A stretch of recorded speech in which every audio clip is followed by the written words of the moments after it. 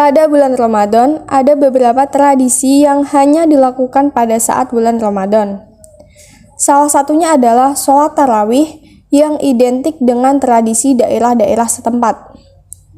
Sholat tarawih adalah sholat sunnah yang dilakukan khusus hanya pada bulan Ramadan.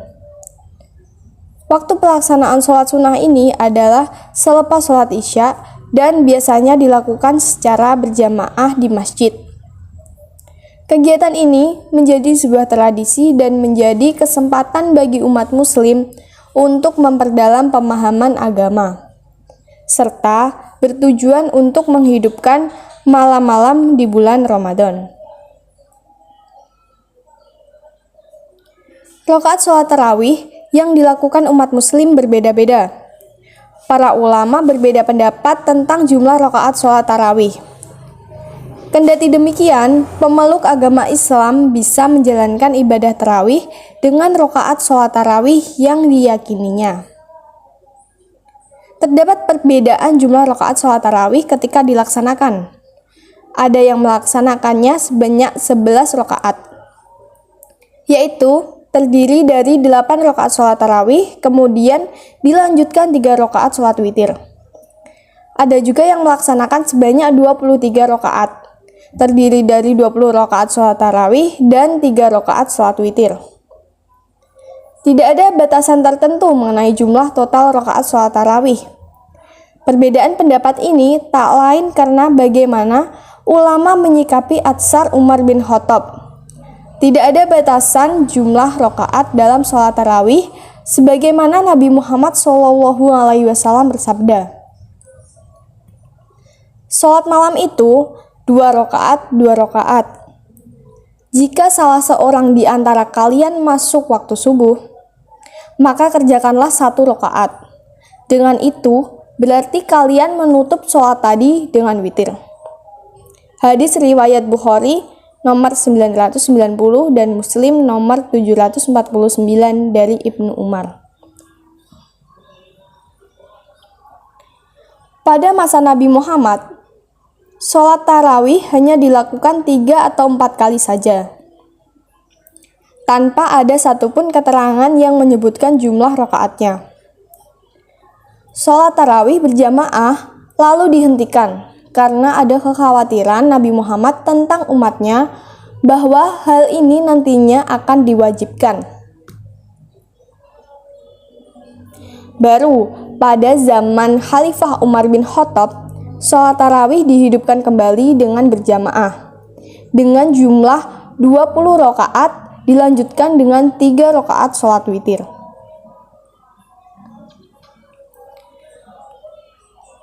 Ada 4 mazhab Sunni mempraktikkan jumlah rakaat yang berbeda, yaitu mazhab Hanafi 8 rakaat, Maliki sebagian 8 atau 20 rakaat, Syafi'i 20 rakaat, serta Hambali sebagian 8 atau 20 rakaat.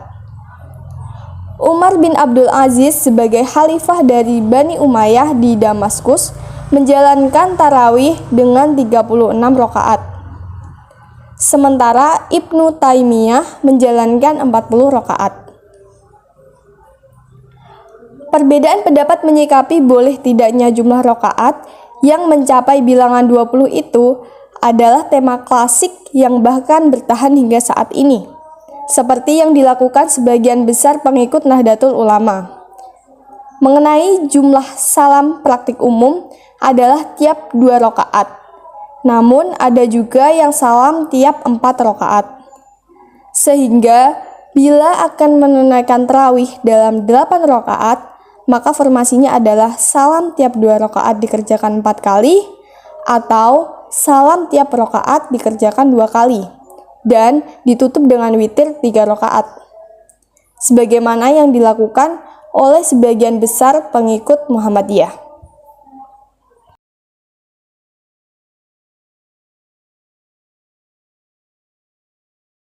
Penjelasan jenis-jenis salat tarawih. Memasuki bulan Ramadan, tentu umat Islam akan menjalankan ibadah puasa dan kembali melakukan rutinitas salat tarawih. Namun, berbeda tempat tradisi tarawih juga bisa berbeda. Berikut contohnya. Yang pertama ada tarawih kilat. Sebuah pondok pesantren di Kabupaten Blitar, Jawa Timur memiliki tradisi salat tarawih yang sangat cepat. Hanya dibutuhkan waktu sekitar 10 menit untuk menyelesaikan 20 rakaat salat tarawih dan 3 rakaat salat witir. Salat tarawih kilat di pondok pesantren Mambaul Hikam, Desa Mantenan, Kecamatan Udanawu ini sudah dilakukan sejak 1 abad lalu dan selalu diikuti oleh ribuan jamaah dari berbagai wilayah. Tidak hanya jamaah dari Ponpes Mambaul Hikam saja, para jemaah ini juga berasal dari kabupaten lain seperti Kediri, Tulungagung, bahkan ada juga yang sengaja datang dari Surabaya. Salat tarawih dengan witir 23 rakaat ini berlangsung sangat cepat, yaitu kurang dari 10 menit. Gerakan salat tidak berubah sama sekali, namun gerakan dan bacaan salat berlangsung sangat cepat. Meskipun sangat cepat, namun warga tetap mengikuti salat dengan khusyuk dan menikmati gerakan salat yang super cepat. Sementara pengasuh pondok pesantren Mambaul Hikam, Riyauddin Az-Zamzami, mengatakan salat tarawih cepat ini menjadi tradisi pesantren selama 1 abad lebih. Pihaknya sengaja melakukan salat tarawih cepat untuk menarik minat warga yang sudah lelah bekerja seharian. Pengasuh Ponpes Mambaul Hikam Kiai Haji Riyauddin Az-Zamzami mengatakan meski ditunaikan secara kilat, tarawih tersebut tidak mengurangi rukun atau syariat sholat, atau bahkan keluar dari syariat Islam. Salat tarawih salah satu ibadah sunnah yang dianjurkan untuk dikerjakan selama bulan Ramadan. Jumlah rakaat salat tarawih yang cenderung banyak terkadang membuat sejumlah orang ingin menyelesaikannya dengan cepat. Salat tarawih memiliki makna rehat, nyaman, tenang, atau lepas dari berbagai kesibukan. Itu artinya, salat tarawih menjadi waktu untuk mendapatkan ketenangan dan terbebas dari segala kesibukan. Namun pada praktiknya, cukup sering dijumpai salat tarawih kilat yang dilakukan sangat cepat atau terburu-buru. Padahal, segala sesuatu yang dilakukan secara terburu-buru itu kurang baik. Dan sholat pun bisa menjadi tidak khusyuk. Salat tarawih 1 juz. Di beberapa wilayah di Indonesia, momen bulan Ramadan menjadi momen untuk khatam Al-Quran. Hal ini dilakukan dengan cara membaca 1 juz penuh setiap sholat tarawih. Salat tarawih juz'iyah merupakan bentuk resepsi dari komunitas penghafal Al-Quran Madrasah Hufat yang memiliki dimensi ritual dan non-ritual. Praktik ini merupakan 2 bentuk ritual keagamaan, yaitu salat tarawih dan khatam Al-Quran, yang dipraktikkan menjadi satu bentuk tradisi. Praktik tersebut menjadi sebuah identitas yang sengaja dibentuk untuk menciptakan diferensiasi terhadap kelompok lain yang tidak menghafalkan Al-Quran.